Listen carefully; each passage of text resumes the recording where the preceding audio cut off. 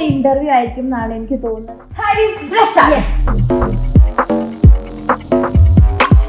1299 നല്ല മാർക്ക് തീർച്ചയായിട്ടും എക്സ്പെക്ട് ചെയ്തിട്ടുണ്ടായിരുന്നു. അതിനിടയിൽ ഞാൻ അറിഞ്ഞു ഞങ്ങളുടെ എന്റെ നാട്ടുകാരാണ്. അപ്പോ എന്താ വഴി നോക്കുമ്പോ എന്റെ അടുത്ത് ഒരു കുട്ടിയെ സജസ്റ്റ് ചെയ്ത് എക്സാമിന്റെ ഇങ്ങനെ അലന്ന് പറഞ്ഞിട്ടൊരു വ്യക്തി സാറുണ്ട്. ഒരു വരം കൂടെ വരേണ്ടി വരുന്നുള്ളത് അത് കറക്റ്റ് ആയിട്ട് പാലിച്ചിട്ടുണ്ട്. ഏതാണ് ആ ഫ്രണ്ട് സജസ്റ്റ് ചെയ്ത ഫ്രണ്ട്? അപ്പോ എനിക്ക് പുള്ളിനെ ഇഷ്ടപ്പെട്ടു. പുള്ളിയുടെ ക്ലാസ്സുകളൊക്കെ നല്ല നന്നായിട്ട്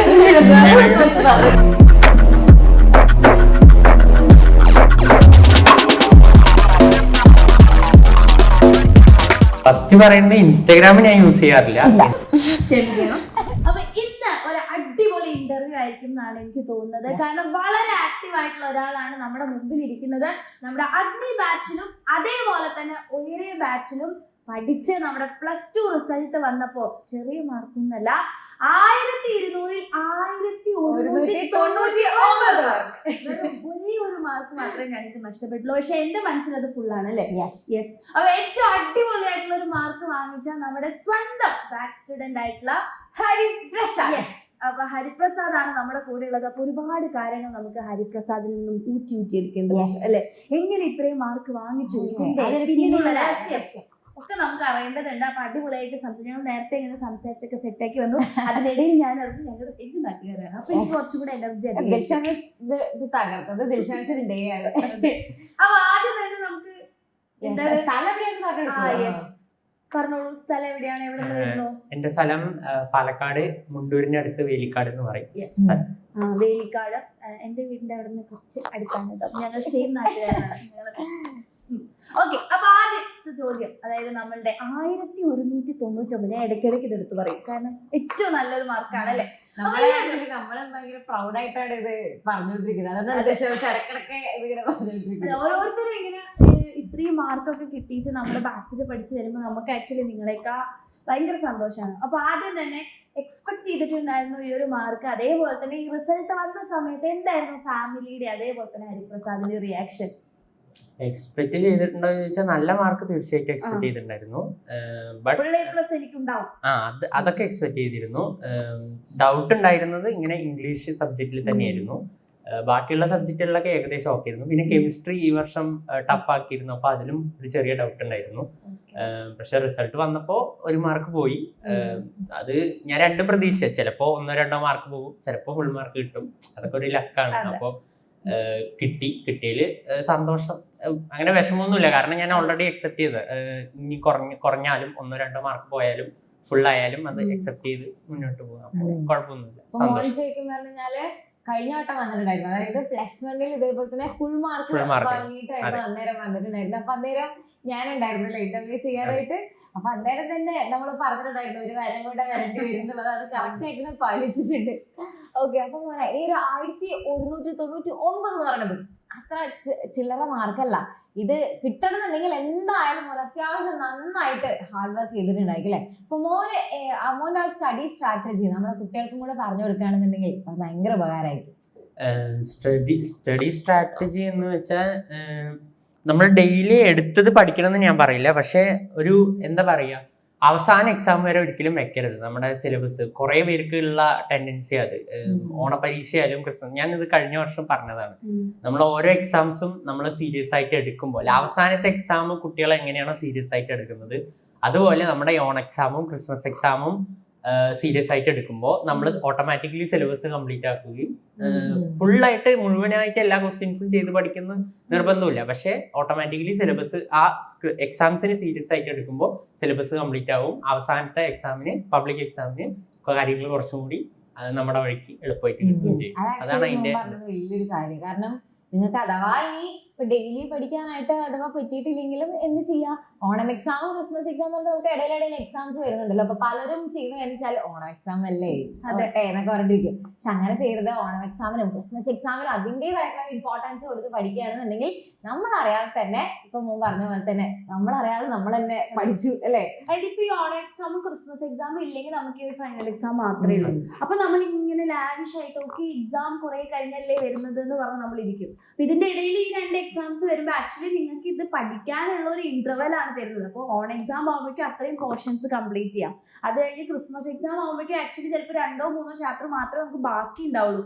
ബാക്കി എല്ലാ ചാപ്റ്റേഴ്സും അവിടെ കംപ്ലീറ്റ് ചെയ്തിട്ടുണ്ട്. അപ്പൊ അതുകൊണ്ട് അതിനെ നിങ്ങൾ സീരിയസ് ആയിട്ട് കാണാന്നുള്ളത് തന്നെയാണ് നമ്മുടെ ഹരിപ്രസാദ് പറയുന്നത്. അത് തന്നെയാണ് ഞങ്ങൾക്കും പറയാനുള്ളത് അല്ലേ. യെസ്. ഇനി അടുത്തത് നമ്മളുടെ അഗ്നി ബാച്ചിലും ഈഡി ബാച്ചിലും ഉണ്ടായിരുന്നു. എങ്ങനെയാണ് നമ്മുടെ എക്സാമിനറിലേക്ക് എത്തിയത്? എക്സാമിൽ അത് ഞാൻ കഴിഞ്ഞ വർഷം പറഞ്ഞതാണ്, എന്നാലും ഞാൻ ഒന്നും കൂടി പറയാം. 10th പഠിക്കുമ്പോൾ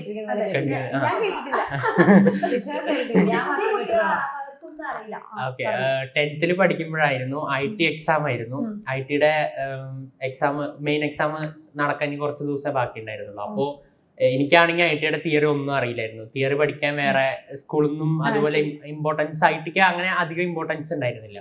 അപ്പോൾ എന്താ വഴി നോക്കുമ്പോൾ എൻ്റെ അടുത്ത് ഒരു കുട്ടിയെ സജസ്റ്റ് ചെയ്ത് എക്സാമിനറിൽ ഇങ്ങനെ അലൻ എന്ന് പറഞ്ഞിട്ടൊരു വ്യക്തി സാറുണ്ട്. അയാൾ ഇങ്ങനെ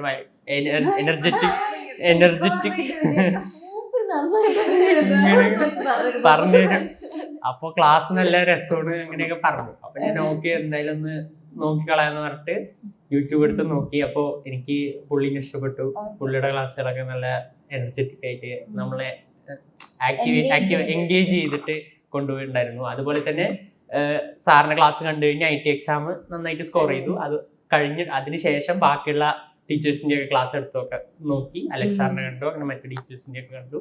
അപ്പൊ അങ്ങനെയാണ് എക്സാമിനറിലേക്ക് വന്നത്. ഏതാണ് ആ ഫ്രണ്ട് സജസ്റ്റ് ചെയ്ത ഫ്രണ്ട്? ഫ്രണ്ടിന്റെ പേര് ആ ഒരു ഫ്രണ്ടാണ് നമ്മുടെ വഴിത്തിരിവ് ഉണ്ടാക്കിയത്.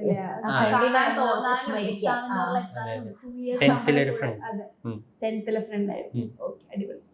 ഓക്കെ. അപ്പൊ മോന് ഈ ഒരു ഇത്രയും മാർക്ക് വാങ്ങുന്ന അല്ലെങ്കിൽ മോന്റെ ഈ ഒരു ജേർണിയില് എക്സാമിനറിന്റെ റോൾ എന്താന്ന് ചോദിച്ചു കഴിഞ്ഞാൽ മോനിപ്പോ എന്താ പറയാ?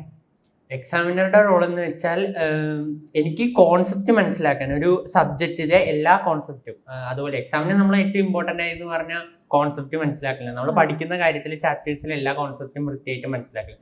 ഇതാദ്യം ചെയ്താൽ മാത്രമാണ് പിന്നെ നമുക്ക് ക്വസ്റ്റ്യൻസ് പ്രാക്ടീസ് ചെയ്ത് അതുമായിട്ട് വരുന്ന ചോദ്യങ്ങൾ നമുക്ക് എഴുതാൻ പറ്റുള്ളൂ. ആ കോൺസെപ്റ്റ് മനസ്സിലാക്കുക എന്നുള്ളതിൽ ഏറ്റവും വലിയ പങ്ക് വഹിച്ചത് എക്സാമിനറാണ്. എക്സാമിനറിന്റെ ലേണിംഗ് വീഡിയോസ് കണ്ടിട്ടാണ് കോൺസെപ്റ്റുകളൊക്കെ ക്ലിയർ ആയിട്ട് മനസ്സിലാക്കാൻ എന്നെ സഹായിച്ചു. നമ്മളിങ്ങനെ ഇപ്പൊ നമ്മളുടെ എക്സാമിന്റെ നോക്കുകയാണെങ്കിൽ കുറെ ഫീച്ചേഴ്സ് ഉണ്ടല്ലോ. ലേണിംഗ് വീഡിയോസ് ഉണ്ട്, പ്രീവിയസ് ഇയർ ക്വസ്റ്റ്യൻസ് ഉണ്ട്, വർക്ക്ഷീറ്റ് ഉണ്ട്, ഷോർട്ട് നോട്ട് ലൈവുകൾ ഉണ്ടായിരുന്നു. അപ്പൊ ഇതില് മോന് ഏറ്റവും ഇഷ്ടപ്പെട്ട ഫീച്ചർ ഏതാണ്? ഏറ്റവും ഇഷ്ടപ്പെട്ടതെന്ന് പറഞ്ഞാൽ ഞാൻ ഏറ്റവും കൂടുതൽ യൂസ് ചെയ്യുന്നത് ലേണിംഗ് വീഡിയോസ് ആണ്. അത് തന്നെയാണ് എനിക്ക്, കാരണം കോൺസെപ്റ്റ് മനസ്സിലാക്കലാണ് ഏറ്റവും ഇമ്പോർട്ടന്റ് ആയ കാര്യം എന്റെ ഇതെന്ന് നോക്കുമ്പോ. അതിനുശേഷമാണ് ബാക്കിയുള്ള ഏത് കാര്യം വരുന്നുള്ളൂ. ഒരു കോൺസെപ്റ്റ് വൃത്തിയായി മനസ്സിലാക്കിയാൽ മാത്രമാണ് പിന്നെ ബാക്കിയുള്ള ക്വസ്റ്റ്യൻസ് ആയാലും അതൊക്കെ ചെയ്യുന്നതിൽ അർത്ഥമുള്ളൂ. അപ്പോൾ അതിൽ ഏറ്റവും വലിയ ഇമ്പോർട്ടന്റ് ആയിട്ടുള്ള റോള് വെച്ചത് ഈ ലേണിംഗ് വീഡിയോസ് തന്നെയാണ്. അപ്പോൾ അതുകൊണ്ട് ലേണിംഗ് വീഡിയോസ് തന്നെയാണ് ഞാൻ പറയാം. അപ്പൊ മോനിപ്പോ നമ്മളിപ്പോ ബാച്ചിന്റെ കൂടെ തന്നെ നമ്മള് ബുക്ക് സെറ്റും കൂടെ നമ്മള് പ്രൊവൈഡ് ചെയ്യുന്നുണ്ടല്ലോ. അപ്പൊ ആ ബുക്ക് സെറ്റ് ഒക്കെ എങ്ങനെയാ മോന് യൂസ്ഫുൾ ആയിരുന്നോ? ബുക്ക് സെറ്റ് എക്സാമിന്റെ ടൈമിൽ ക്വസ്റ്റ്യൻസ് ചെയ്യാനൊക്കെ യൂസ് ചെയ്തിട്ടുണ്ട്. മെയിൻലി ലേണിംഗ് വീഡിയോസ് ആണ് കൂടുതൽ കോൺസെപ്റ്റ്, പിന്നെ പ്രീവിയസ് ഇയർ ക്വസ്റ്റ്യൻസ് എല്ലാം ഒന്നും കാണില്ല, വേണ്ടത് ആവശ്യമുള്ളത് മാത്രം. ഇപ്പൊ ഇപ്രാവശ്യത്തെ +2 എക്സാം കുറച്ച് കടുകട്ടി ആയിരുന്നു.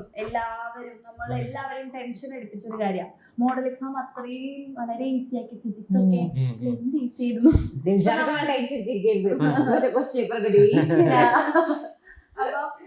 അപ്പൊ അത് നമ്മളുടെ വീഡിയോസിലൊക്കെ താഴെ നമ്മൾ കമന്റിൽ കണ്ടിരുന്നു. അപ്പൊ നമ്മൾ പ്രതീക്ഷിക്കാത്ത ഒരു രീതിയിലായിരുന്നു ഇപ്രാവശ്യത്തെ എക്സാം. അപ്പൊ ഇപ്രാവശ്യത്തെ +2 എക്സാമിനെ പറ്റിയിട്ട് ഹരിപ്രസാദിന്റെ അഭിപ്രായം എന്താണ്? എന്റെ അഭിപ്രായം പറഞ്ഞാൽ അത് ടഫായിരുന്നു. പക്ഷെ നല്ല കാര്യമാണ് ടഫാക്കല്. അത് കൂടുതൽ മനസ്സിലാക്കാനും കുട്ടികളെ ഇമ്പ്രൂവ് ചെയ്യാനും സഹായിക്കുള്ളൂ. പിന്നെ അത് ഒരുപാട് പേർക്ക് ടഫായി തോന്നുന്ന എന്റെ അഭിപ്രായത്തിൽ എന്ന് പറഞ്ഞാൽ ഫിസിക്സ് എന്ന് പറഞ്ഞാൽ ഒരുപാട് ടഫൊന്നും ആയിരുന്നില്ല. അത് പ്രശ്നം എന്താ പറ്റിയെന്ന് വെച്ചാൽ കുറെ പേര് ഞാൻ ഫസ്റ്റ് പറഞ്ഞ പോയിന്റ് കോൺസെപ്റ്റ് മനസ്സിലാക്കാത്തതുകൊണ്ടാണ്.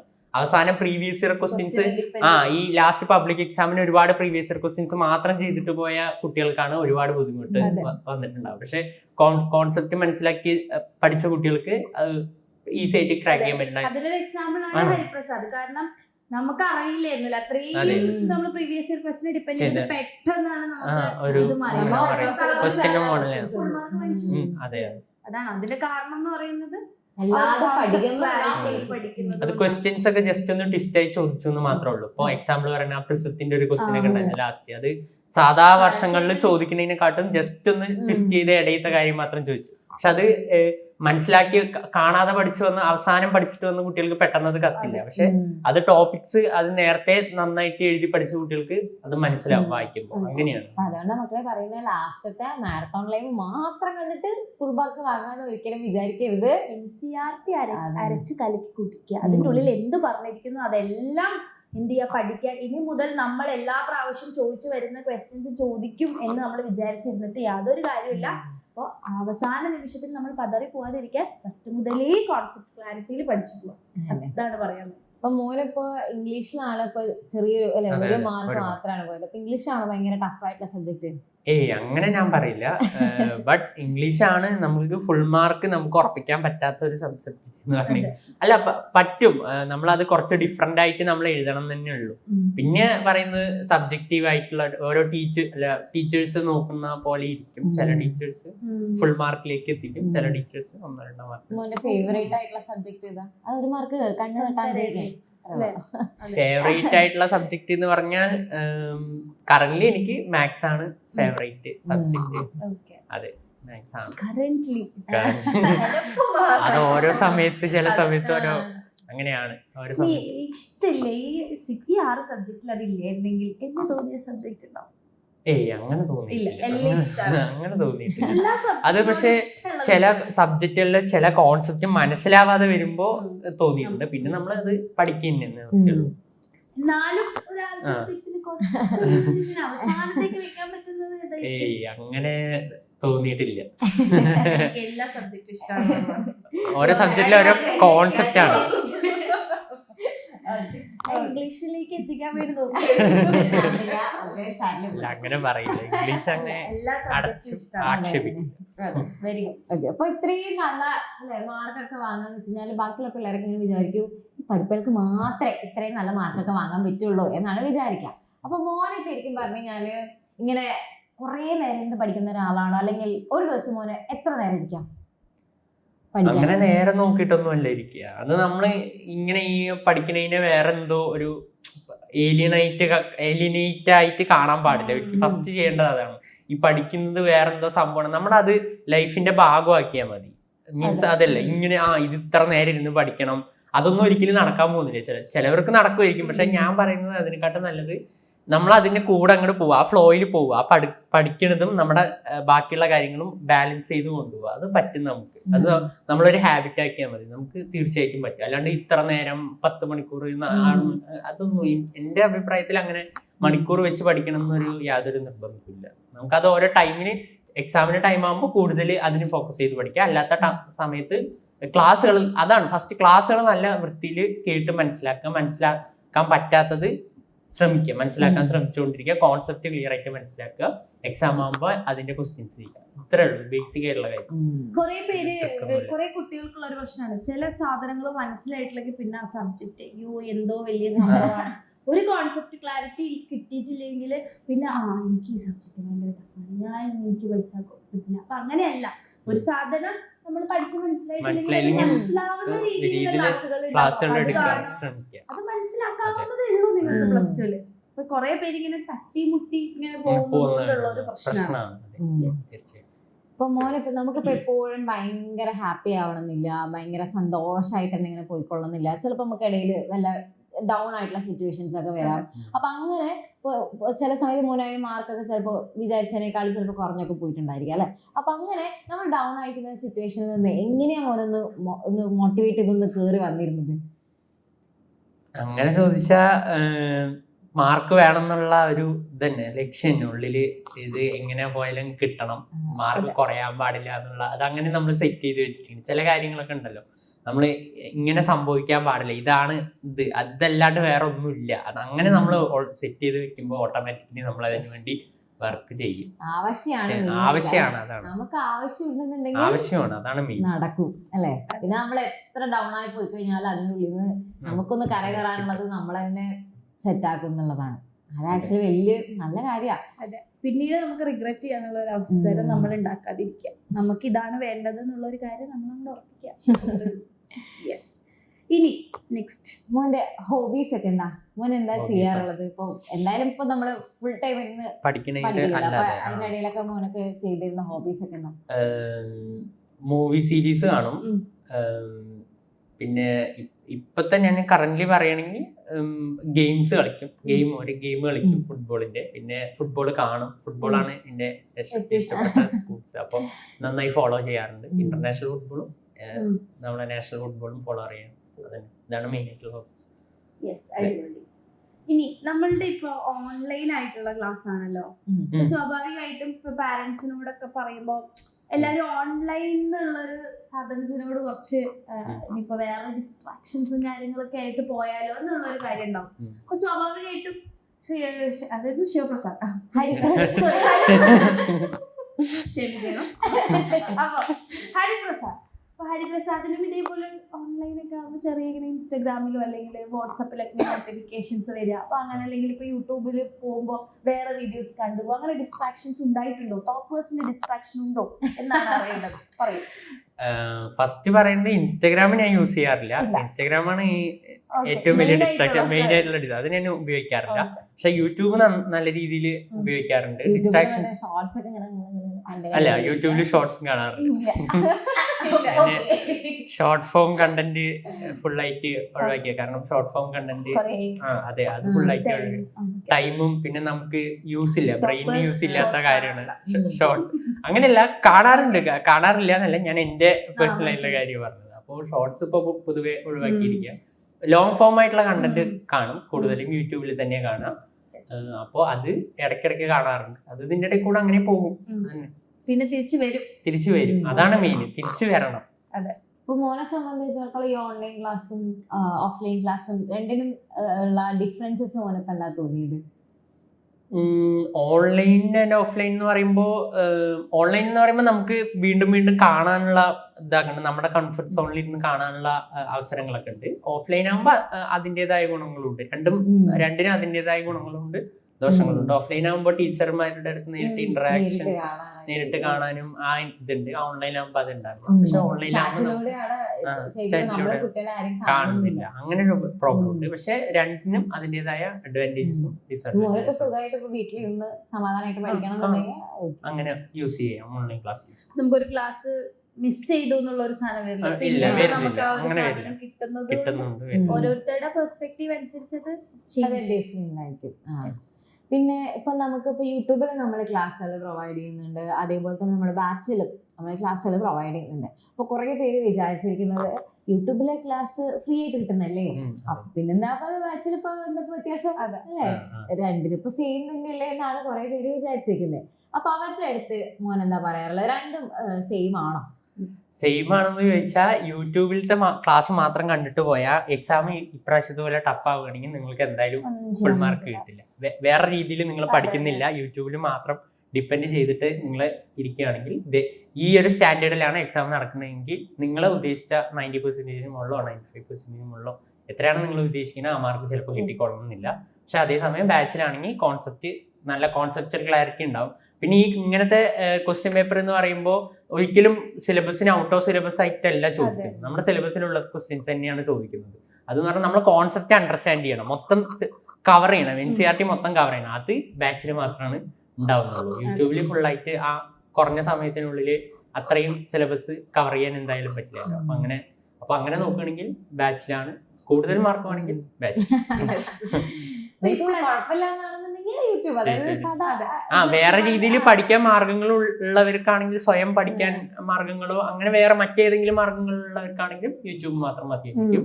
അല്ല വേറെ മാർഗങ്ങളൊന്നും ഇല്ലാത്ത കുട്ടികൾക്ക് ബാച്ചിൽ ജോയിൻ ചെയ്യും.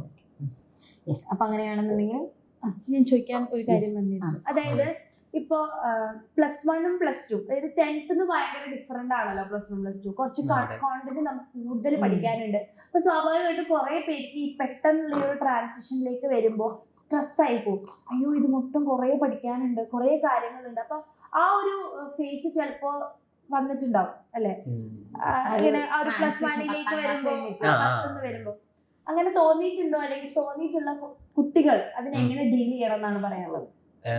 ശരിയാണ്, 10th +1 വരുമ്പോൾ പെട്ടെന്നൊരു ഷിഫ്റ്റ് ആണ് ഉണ്ടാവാറ്. ബട്ട് ഞാൻ പറയുന്നത് അതിനെ നമ്മൾ അക്സെപ്റ്റ് ചെയ്തിട്ട് മുന്നോട്ട് പോവുക. എനിക്ക് അങ്ങനെ ആദ്യം ഒരു ബുദ്ധിമുട്ട് വന്നിട്ടുണ്ടായിരുന്നു.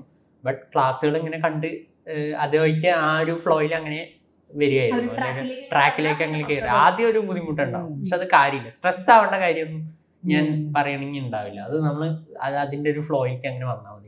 കുറച്ച് ക്ലാസ് കണ്ടാൽ അതങ്ങനെ അതിന്റെ ഫ്ലോയിലേക്ക് വന്നു. ഇപ്പൊ +1 വന്നിട്ടുള്ള കുട്ടികൾ അത് കാണുന്നുണ്ടെങ്കിൽ നിങ്ങൾ മനസ്സിലാക്കുക, നിങ്ങൾക്ക് ഇപ്പോ അനുഭവിക്കുന്ന അല്ലെങ്കിൽ ആ ഒരു ടഫ്നെസ് തോന്നുന്നത് എല്ലാവർക്കും ഉള്ള ഒരു കാര്യമാണ്. അതൊരു കംപ്ലീറ്റ്ലി ഓക്കെ ആയിട്ടുള്ള കാര്യമാണ്. അയ്യോ എനിക്ക് മാത്രമാണല്ലോ ഇത് ഭയങ്കര ടഫ് എന്ന് വിചാരിക്കേണ്ട ആവശ്യമില്ല.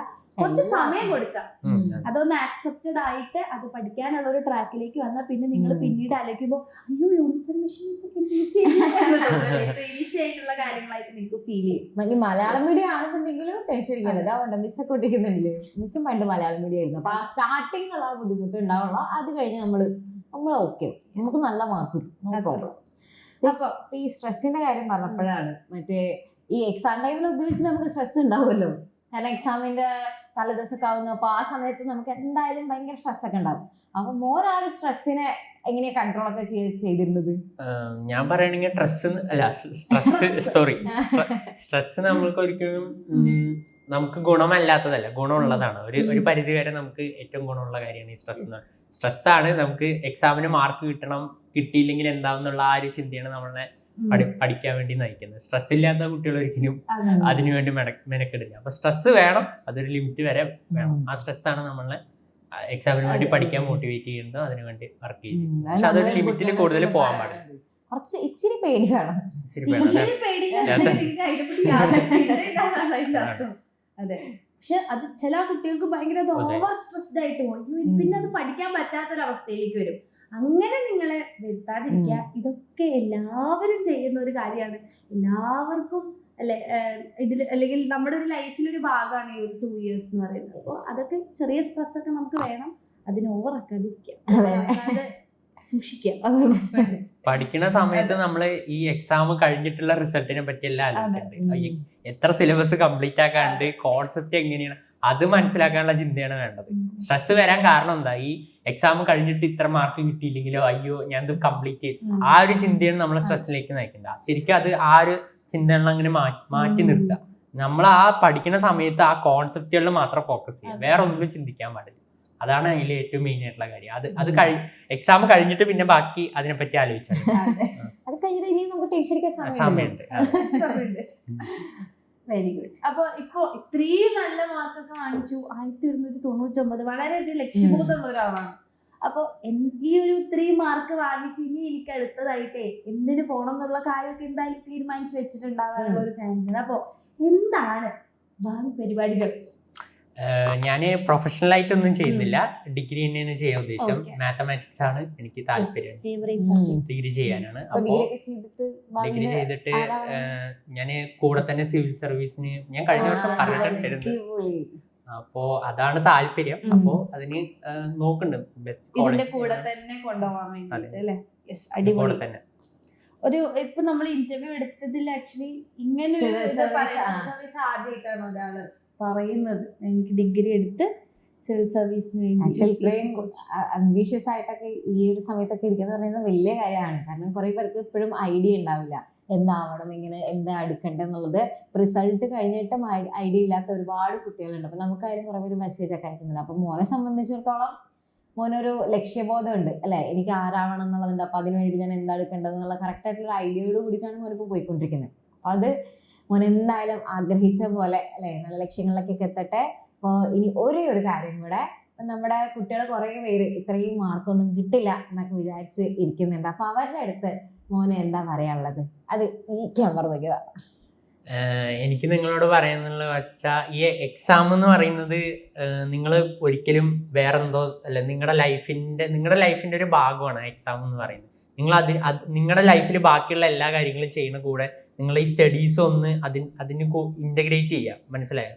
നമ്മുടെ ലൈഫുമായിട്ട് അത് ഒരുമിച്ച് കൊണ്ടുപോവുക. നിങ്ങൾ ഒരിക്കലും സ്ട്രെസ് ആയിട്ടോ അതോ വേറെന്താ ആർക്കോ വേണ്ടി ചെയ്യണം അങ്ങനെയല്ല. നമുക്ക് സ്വയം നമുക്ക് വേണ്ടിയിട്ട് നമ്മൾ ഹാർഡ് വർക്ക് ചെയ്യുക. നമുക്ക് തീർച്ചയായിട്ടും കിട്ടും. കിട്ടാത്തൊരു സാധനമൊന്നുമല്ല. അപ്പോൾ എല്ലാവർക്കും നല്ല +1 +2 ഇപ്പോൾ പഠിക്കുന്ന കുട്ടികൾക്ക് എല്ലാവർക്കും നല്ല മാർക്ക് കിട്ടട്ടെ. എക്സാം ടഫായിട്ട് വന്നാലും നന്നായിട്ട് സ്കോർ ചെയ്യാൻ കഴിയട്ടെ ആശംസിക്കുന്നു. അടിപൊളി. യെസ്. അപ്പൊ അങ്ങനെയാണെന്നുണ്ടെങ്കിൽ ഇനിയും ഒരുപാട് ഉയരങ്ങളിലേക്ക് എത്തട്ടെ. ഇതേപോലെ തന്നെ നല്ല കോൺഫിഡന്റ് ആയിട്ട് ഇനിയും അല്ലെ എപ്പോ വന്നാലും കഴിഞ്ഞ വട്ടം വന്നപ്പോഴും തന്നെയാണ് നല്ല കോൺഫിഡന്റ് ആയിട്ട് നല്ല കൂളായിട്ടാണ് സംസാരിച്ചത്. ഇതേപോലെ തന്നെ മോനോ ഇനിയും ലൈഫിലൊക്കെ നല്ല ഹാപ്പി ആയിട്ടിരിക്കട്ടെ. All the very best. Thank you. Thank U.